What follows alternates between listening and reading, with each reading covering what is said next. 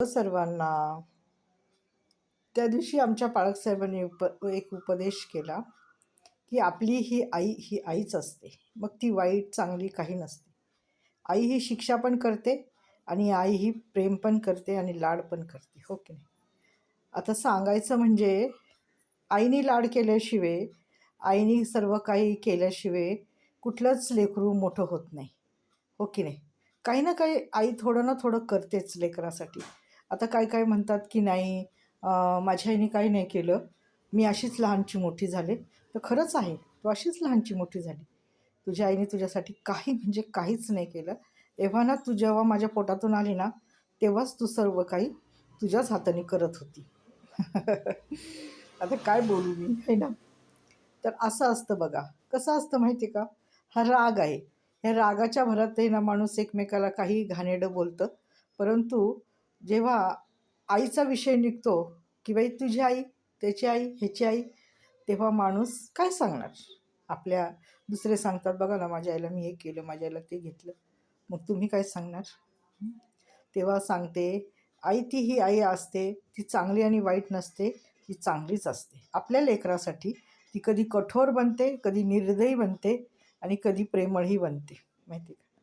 तेव्हा जगामध्ये जर तुमच्याकडं आई नसेल तर तिन्ही जगाचा स्वामी भिकारी असं म्हटलेलं आहे, माहिती का.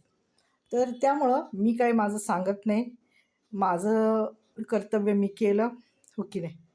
आता तुमच्या कर्तव्याला तुम्ही कर्तव्य करत नाही, त्याला मी काय करणार. म्हणजे तुम्हाला जर कर्तव्य करायचंच नाही तर नका करू, काय हरकत नाही.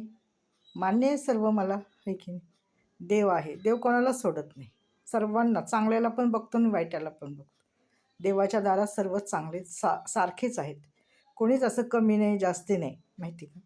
त्यामुळं जोपर्यंत देव आहे तोपर्यंत तो मला कसं ना कसं सांभाळेल.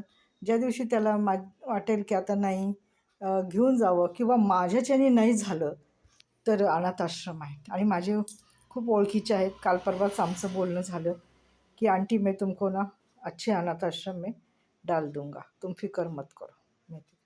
त्यामुळं माझी काही हरकत नाही. कोणीही माझ्यासाठी काही केलं नाही केलं, उलट नाही केलं ना ते माझ्यासाठी चांगले. की नको बाई म्हणायला, मी एवढं केलं आणि बघा ती अशी करते, ती तशी करते, म्हणून करू नका. अजिबात काही करू नका. शांततेने राहा आणि मला पण शांततेने जगू द्या. ज्या वेळेस मला वाटेल ना त्यावेळेस तो जो माणूस आहे ना तो माझी अनाथाश्रममध्ये सोय करेल, एवढं मात्र खरं आहे. आमचं परवाच बोलणं झालेलं आहे, माहिती आहे का. त्यामुळं काही काळजी करू नका, काही नका.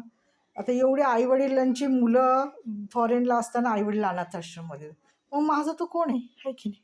मग मी गेले तर मला काही नाही, मला तर उलट आनंद आहे की चला बाई एका ठिकाणी आपण आलो, आहे की नाही. आणि मी घरात पण पहिली पण सांगत होते की नाही, माझं कुणी काही करू नका, मला अनाथ आश्रम आहे, हो की नाही.